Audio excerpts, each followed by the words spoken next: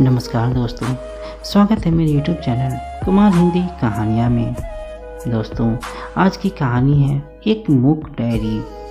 दोस्तों, यह कहानी एक ऐसी लड़की की है जो ना बोल सकती है और ना ही सुन सकती है।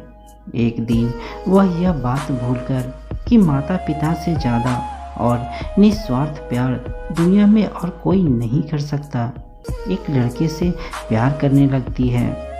दोस्तों, क्या उसको सच्चा प्यार मिलता है? जानने के लिए इस कहानी को पूरा जरूर सुनिएगा। दोस्तों, एक डायरी जो उस लड़की की आंखों से बहती हुई आंसू बनकर उस लड़की की कहानी सुनाती है।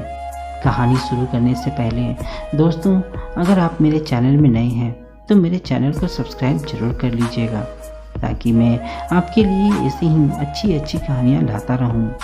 तो चलिए कहानी शुरू करते हैं। उस दिन अंधेरी रात थी, मूसलाधार बारिश हो रही थी, आसमान पर बिजली जोर जोर से कड़क रही थी। ऐसी तूफानी रात में एक साधारण परिवार में मैंने जन्म लिया। पिता को घर के एक चिराग की तमन्ना थी जो उनका वंश आगे बढ़ा सके, पर लड़की को देख सबके चेहरे उतर गए। घर में मायूसी ही छा गई। केवल मेरी माँ ने मुझे सीने से लगाया। मेरा जीवन का प्रभात शुरू ही हुआ तो सबको मालूम पड़ा कि मैं सुन बोल नहीं सकती। मेरी दादी ने तो माथा ही पीट लिया। दादी रो रो कर छाती पीटती हुई मेरे पिता से बोली, एक तो तेरे घर बेटी पैदा हुई और वो भी गूंगी बहरी। मेरे बेटे की तो किस्मत ही फूट गई। जा बेटे, इस बोझ को किसी अनाथ आश्रम में छोड़ा। पर मेरी माँ ने मुझे मेरे पिता को नहीं दिया। उसने मुझे अपने आंचल में छुपाए रखा। दादी के ताने सुनती रही, पापा के लात घोंसे खाती रही, लेकिन मुझे अपने से अलग नहीं होने दिया। माँ आंखों में आंसू समेटे मुझे मुस्कुराकर देखा करती थी। बार बार मेरी माँ मेरा माथा चूमती थी। एक मेरी माँ ही थी जो बिन कहे मेरी बात समझ लेती थी। फिर एक दिन, उस दिन चांदनी रात थी। आसमान पूरा तारों से भरा हुआ था। पिताजी और दादी आंगन में टहल रहे थे कि तभी दाई ने आकर दादी को बताया, घर में चिराग ने जन्म लिया है। दादी थाली ले चम्मच से बजाने लगी। मैं दादी को इस तरह नाचता देख हैरान थी, पर मैं भी खुश थी क्योंकि मेरी दादी और पिताजी भी खुश थे। घर में खुशी का माहौल था। सब नाच गा रहे थे। यह देख मुझे भी अच्छा लग रहा था। पूरे घर में ऐसी रोशनी की गई थी मानो दीपावली का त्यौहार हो। खूब शानदार दावत हो रही थी, लेकिन मैं एक कोने में चुपचाप खड़ी सब देख रही थी। माँ मेहमानों का स्वागत कर रही है। कभी कभी मुझे भी देख लेती थी। मेहमानों की भीड़ में मेरी आंखें माँ पर ही टिकी थी। माँ भी बीच बीच में आकर हाथों में खाने का एक टुकड़ा छिपाकर लाती। इधर उधर देखते हुए मेरे मुंह में एक कोर डाल जाती थी। मेरे सिर पर हाथ फेर माथा चूमती हुई अपने काम में जुट जाती है। लेकिन दादी और पिताजी का गुस्सा अभी भी ख़त्म नहीं हुआ है। ना जाने क्यों आज भी वह मुझसे नाराज़ रहते हैं। वह मुझसे कभी भी प्यार से बात नहीं करते थे। कभी कभी मेरा भी मन करता था कि मैं पिताजी के कंधों पर बैठकर बाजार जाऊं, जैसे वह भाई को कंधे पर बैठाकर ले जाते हैं, उसके साथ खेलते हैं, बातें करते हैं। मैं पिताजी और भाई को खेलते हुए छुपकर देखा करती थी। एक दिन मैंने पिताजी के साथ बाजार जाने की जिद की तो दादी की गुस्से भरी निगाहें मुझ पर पड़ी। मैं डरते हुए अपने आप को माँ के आंचल में छुपा लिया। मैं दादी को माँ के आंचल से छुपकर देख रही थी और दादी मुझे अपनी छड़ी दिखाते हुए बोली, कब तक माँ के आंचल में छुपी रहोगी? मुझे उनकी कोई बात सुनाई नहीं दे रही, लेकिन उनके चेहरे के भाव और छड़ी के इशारे से समझ गई कि वह मुझ पर गुस्सा कर रही है। मैं माँ की गोद और उसके आंचल में अपने आप को सुरक्षित महसूस कर रही थी। माँ भी मुझे देख मंद मंद मुस्कुरा रही थी, मुझे आंचल से छुप छुप कर दादी को देखते हुए। आज थोड़ी मुस्कुराहट तो दादी के चेहरे पर भी आई है। समय तेजी से बीतता गया। मैं और मेरा भाई अब जवानी की दहलीज पर आ चुके थे। भाई को तो खूब प्यार दुलार से पाला गया। पिताजी और दादी का पूरा प्यार भाई को ही मिलता रहा और मैं बस दूर से ही देखकर पिता के प्यार को तरसती रही। मेरी माँ ने हिम्मत करके मुझे शिक्षा दिलाई। वह खुद मुझे मूक बधिर शिक्षा केंद्र छोड़ने आती और वापस लेकर जाती। माँ पिताजी के ताने भी सुनती रहती। अब मैं लिखकर अपने दिल की बातें माँ को बताने लगी। कभी कभी पिताजी को भी लिखकर अपने दिल की बात कह दिया करती थी। पिताजी के स्वभाव में थोड़ा सा परिवर्तन था, लेकिन उनका पूरा ध्यान अभी भी अपने बेटे पर ही रहता था। मेरे पिता ने कभी मुझसे प्यार से बात नहीं की थी, इसका मुझे बहुत दुख भी होता था, लेकिन माँ के प्यार में कभी कमी नहीं आई थी। आज भी मैं अपने आप को माँ के साए में सुरक्षित महसूस करती थी।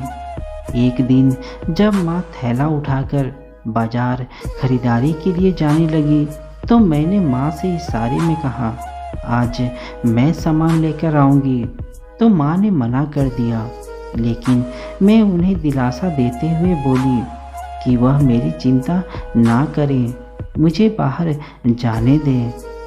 मेरी जीत के आगे वह हार गई। आज अकेले जब घर से बाहर निकली तो लोगों के मजाक का पात्र बन गई। दुकानदार से कोई वस्तु खरीदने लगी तो उसे इशारों से बार बार समझाना पड़ा। कभी तो वह मेरी बात समझ रहे थे और कभी खींच रहे थे। कभी उनसे पेन पेंसिल लेकर मैंने लिख कर खरीदारी की। थोड़ी परेशानी तो हुई, पर आज मुझे अकेले खरीदारी करके अच्छा लगा।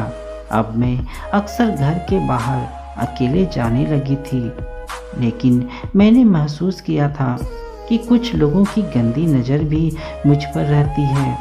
मैं माँ को सब बता देना चाहती थी, लेकिन पता नहीं क्यों बताने में मुझे बहुत घबराहट महसूस होती थी। उनसे खुलकर मैं बात नहीं कर पाई। एक दिन बाजार से आते हुए कुछ आवारा लड़के मुझसे छेड़छाड़ करने लगे। मैं बहुत परेशान हो रही थी। उन्होंने जब मेरा दुपट्टा खींचा तो मैं डर गई, लेकिन तभी एक लड़के ने आकर उनसे मुझे बचाया। मैंने उसको इशारों में आभार प्रकट किया। मुझे डरे सहमे देखते हुए वह मुझे दिलासा देने लगा। वह मुझसे घर का पता पूछ रहा था और मैं उसका जवाब इशारों में दे रही थी। मुझे बहुत खुशी हुई कि उसने मेरी बातों को समझ लिया और घर तक सुरक्षित छोड़कर गया। आज पहली मुलाकात थी, फिर भी वह मुझे अजनबी नहीं लगा। मुझे वह अपना अपना सा लग रहा था। मैंने माँ को इस घटना के बारे में नहीं बताया।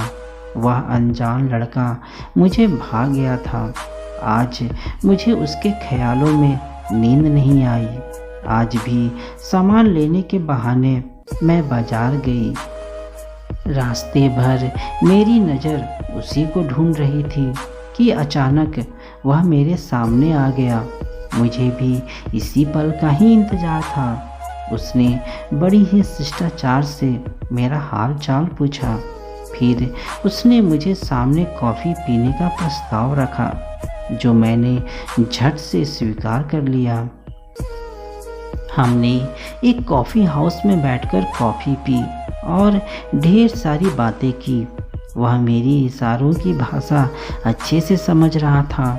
मैं आज उससे मिलकर बहुत खुश थी। अब अक्सर मेरी मुलाकात उनसे होने लगी।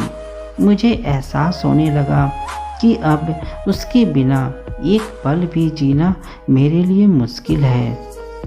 फिर एक दिन उसने मुझे बताया कि हमारी शादी के लिए उसके माता पिता राजी नहीं होंगे, क्योंकि तुम सुन बोल नहीं पाती हो। इसलिए वह मुझसे चुपचाप शादी करना चाहता है। मैं उसके प्यार में इस कदर खो गई कि अपनी माँ की ममता, उसका प्यार और उसका भरोसा सभी को छोड़कर आज उसके साथ अपने घर को छोड़कर अपना नया जीवन जीने के लिए एक अनजान लड़के के साथ एक होटल में रहने चली गई। 2 दिन बीत गए, लेकिन अभी तक हमारी शादी नहीं हुई थी। यह मेरी बदकिस्मती ही थी कि वह अपने रिश्तेदार से मिलवाने के बहाने मुझे बदनाम गलियों में लेकर गया। मेरी आंखों के सामने मेरा सौदा हो रहा था, लेकिन मैं उसके प्यार में इतनी अंधी हो चुकी थी कि मुझे कुछ नज़र ही नहीं आया। आज उसने मुझे उस बदनाम गलियों में बेच दिया। अभी थोड़ी देर में आने का वादा कर वह वहाँ से चला गया। एक कमरे में मैं उसके आने का इंतज़ार कर रही थी, लेकिन आज मैं किसी और की एक रात की दुल्हन बन गई थी। उसका प्यार तो बस एक दिखावा था। यह सब उसका बिछाया हुआ प्यार का जाल था, जिसमें मैं बुरी तरह फंस गई थी। मैं एक बुलबुल उस पिंजरे में ऐसी कैद हुई कि जिंदा वहाँ से आज़ाद ही नहीं हो सकी। वहाँ से आज मेरी अर्थी निकली है। मेरी आत्मा इस डायरी में है, जो मेरी शून्य भरी आवाज़ शब्दों में सुन सकती है। मैं आप सभी को अपनी डायरी के माध्यम से यह कहना चाहती हूँ कि लड़की संतान कभी बोझ नहीं होती, लेकिन लड़कियाँ कभी कभी सच्चे प्यार की तलाश में धोखा खा जाती है। आज के जीवन में माता पिता के प्यार से बढ़कर संसार में हमें और कोई प्यार नहीं कर सकता। यह सबक हमेशा याद रखना। मेरे जाने के बाद कमरे में रखी मेरी डायरी आज रद्दी वाले की दुकान पर रखी है। वह रद्दी वाला उसे बेचता नहीं, क्योंकि उसे अपनी बेटी की लिखाई की पहचान है। वह रोज उस डायरी का एक एक शब्द बार बार पढ़ता है और अपने आप को कोसता है। मैं डायरी एक गूंगी लड़की की पहचान बन चुकी हूँ, जो कभी रद्दी वाले की बेटी हुआ करती थी। तो दोस्तों, आपको यह कहानी कैसी लगी मुझे कमेंट में ज़रूर बताइएगा। धन्यवाद।